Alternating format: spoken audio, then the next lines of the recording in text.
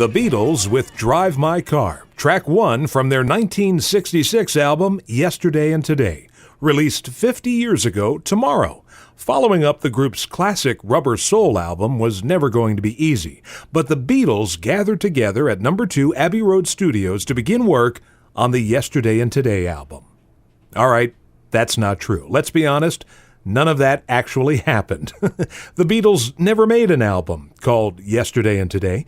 Capitol Records compiled the album from tracks they shaved off previous British Beatles records, grabbed some tunes the boys were working on for the Revolver album, took a few single A and B sides, slapped a cover on it, well, 2 covers as it turns out, and released it to the U.S. marketplace on June 20th, 1966.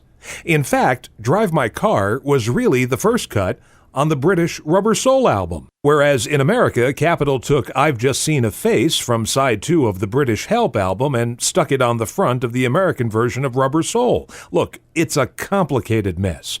American fans experienced the Beatles catalog in a very unique, if not chronologically correct way. Here to sort through this mess and to celebrate an album that, to some Beatle purists, doesn't even really exist, is author of Beatleness, Candy Leonard. Candy, welcome to the show. Thank you. Thank you for having me. Now, Yesterday and Today was released by Capitol as sort of a stopgap measure to get some product out there between the Rubber Soul album and the upcoming Revolver record. Right, which is pretty interesting to think about. You know, you think about the brilliance of Rubber Soul and what a mind blower that was, right?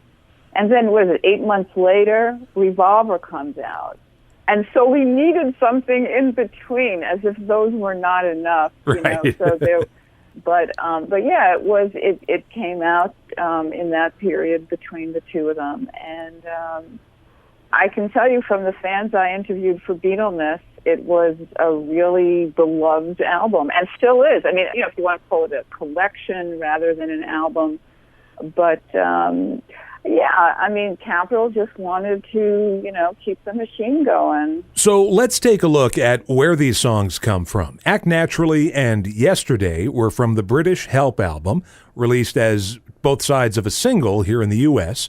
Nowhere Man, What Goes On, Drive My Car, and If I Needed Someone were all originally on the British Rubber Soul. Those songs were taken off for the American release. Day Tripper and We Can Work It Out was a double A-sided single, and that was put on the album. But the songs I'm Only Sleeping, Dr. Robert, and Your Bird Can Sing had yet to be released in Great Britain. So American fans actually heard those songs first. Right. Those songs were probably earmarked for Revolver, right? Yes. So it was a matter of, you know, all this cutting and pasting. I mean, it gets down to their intent and the integrity of their artistic development. You know, in other words, are we getting it in the order that it actually happened? Or on the other side, it's like, well, this was the experience that fans had. And also, when you think about the fact that Rubber Soul and Revolver came out in such close proximity, I mean, certainly relevant to today, that level of brilliance, you know, it's mind-boggling.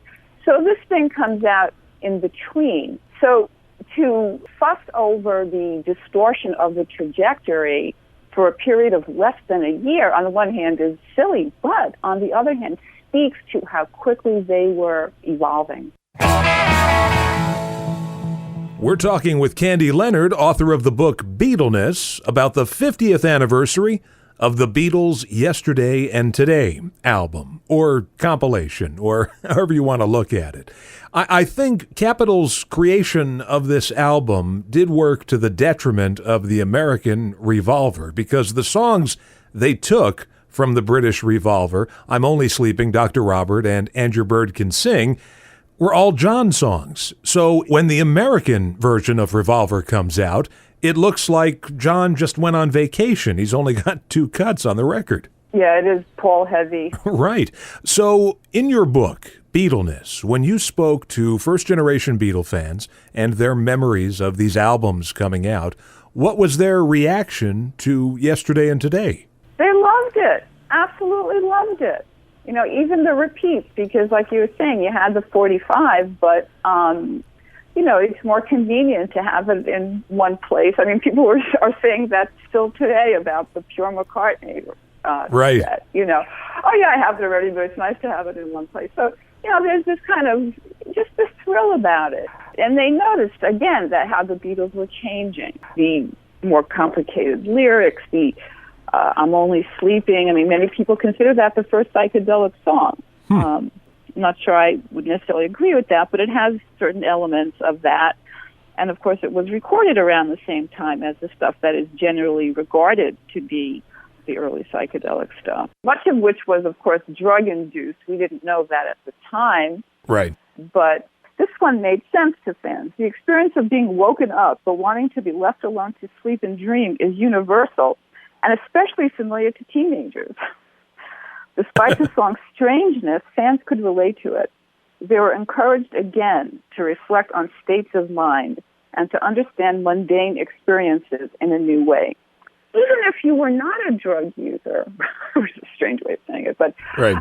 It still broadened your understanding of your own consciousness. And it's okay to sit and stare out the window and wonder about your place in the world and what it all means.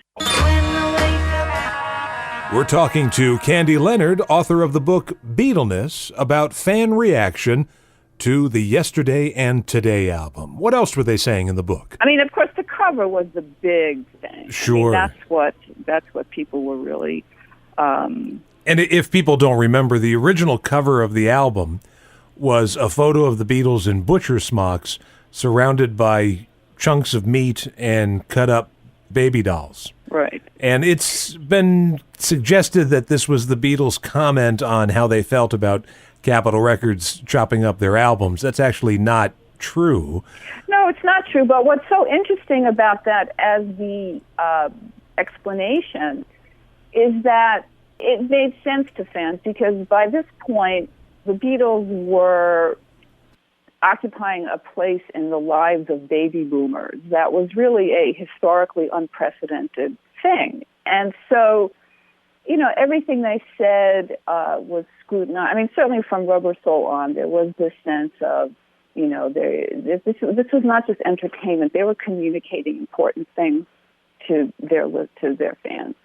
And so, obviously, people knew at that point that there were different versions because people had pen pals or maybe they read it in, I don't know if there was any magazine to read it in at that early stage, but people had pen pals and somehow people were starting to know that fans in the UK were getting different records. But anyway, back to the cover, the idea that it was a form of rebellion against Capitol very much fit two narratives. One, of the Beatles as artists who communicate through art, which, is a kind of sophisticated idea for 10, 11, and 12-year-olds. But the other, who communicate what is basically a political stance through, or comment on commercialism, whatever you want to call it, through their art. But the other narrative that it said about them, too, was that they were rebels, and that they were anti-establishment and that they were going to help us stick it to the man, So it fit both of these narratives of them as artists and also as them as sort of rabble-rousers, I guess you might say. Right. But, of course, we later learned that it was really, was it Robert Freeman? Or it was Robert Whittaker. Robert Whittaker, yeah.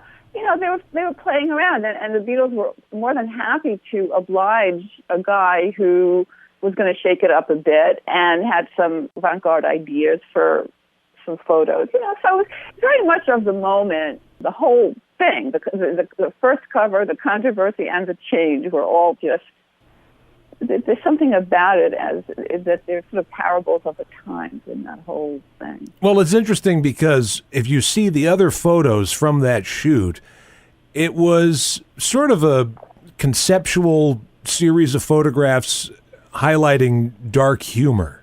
Right. And right, because it's like just banging nails in the head right. and stuff like that, yeah. And the trunk cover, I guess we should tell the audience that stores, not necessarily fans, but stores that were stocking the album, complained about the butcher cover, as it's known, and Capitol released the trunk cover. Very quickly. Very quickly, just by pasting it over the Butcher cover.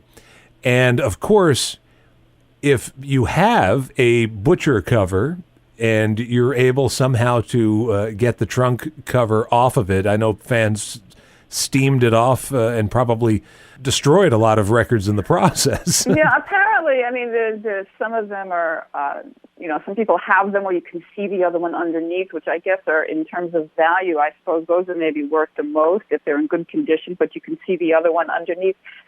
And then if there's people, I don't know if this is still the case, but there was like one place, I think in Japan, that specialized in some kind of special glue, or right. they did, they would peel this for you, and they were worth fabulous amounts of money. I mean, even still, I think at one of the one of the fests recently, I think one sold for quite a bit of money, in the tens of thousands. And it's funny you mentioned narratives that fans were inventing or just decided to follow because it fit with the zeitgeist of the times. But the trunk cover, for years we heard the Beatles looked disappointed on the trunk cover because their photo had been rejected by Capitol Records. And I think in one of Bruce Spizer's books, he uncovered that the trunk cover was actually shot first. It was just another series of photographs. Right. People saying it looked like they were pouting or angry or something. My take on that is that they were wearing, that's really their street clothes, because if you look at John's jacket, we've seen John in that jacket in numerous pictures, particularly during the Help years. I mean, it's one of his favorite jackets, So, and then, in fact, I have a description I'm going to read here. Certainly their clothing is less coordinated than usual, but they are probably dressed in their, quote, real clothes. John in one of his favorite jackets, Paul looking a bit collegiate, Ringo a little fancified, and George looking bohemian in an oversized fisherman's sweater. I mean, what they were wearing, if I had to guess, I would say that those were just what they were wearing that day. And, of course, we should point out that because Paul is sitting in a trunk, that fed into the Paul is dead myth. I think he's sitting in the trunk before he was supposed to have died, but that's okay. None of that matters. Yeah, it doesn't matter. I mean, because once you're talking about that, all bets are off. The Beatles with Day Tripper, either a standalone single or a song from the Yesterday and Today album, depending on which side you're on. And as we start to wrap up here, Candy, this album, where does it fit in the pantheon of the Beatles listening experience for American fans? It was a great album, and it's funny because that album was kind of lost in the transition to CDs and then to digital music. But when I was working on the book, I assembled it, which you can, of course, any of these things. And I actually had not heard that group of songs as a collection in order like that for many, many years.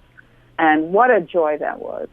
Oh man, it was just because it's a great collection of songs. That whole summer was really there was just so much good music. I mean, Blonde on Blonde had just come out. What else was happening then? Mamas and the Papas, The Byrds, Love and Spoonful, Simon and Garfunkel. I mean, it was really this renaissance. Indeed, and I'll tell you what, even though I upgraded, I suppose you could say, to the British releases when they came out on CD in the late 80s, I went back and started assembling, like you did, the American versions of those Beatle albums, using all the tracks from the British releases, and listening to those songs in that sequence gives me a nostalgic feeling that obviously the British albums can't. I became a Beatle fan in 1976, and for the longest time, the American versions of the albums were all I knew. So I relate to those records on a deeper level than I do the British releases, fine as they are, and as absurd as that might sound, because it's all really the same song. I look at Yesterday and Today as maybe not a proper album for the Beatles catalog, and maybe not a proper album to the rest of the world, but certainly one that I can sit and listen to and have good memories associated with it. So, Candy, I understand your book, Beatleness, is now in paperback. It is. It came out in paperback about a month ago, and it's got a new preface, and it's got some wonderful blurbs in the front, which I'm very proud of, and it has questions in the back for book groups or teachers who might want to use it in a classroom, or just like a discussion guide. So where could people go to find out about you? We know where they can get the book, Beatleness. They can get it at any bookstore, really. They can go to Amazon, but what about your Well, if they want doings? to find out about me and what I'm up to, Beatleness.com is the book website, and there are some reviews, and there's excerpts, videos of me talking about it, this overview, a bunch of stuff, their bio of me. If anybody wants to write to me, they can write me at candy@beatleness.com.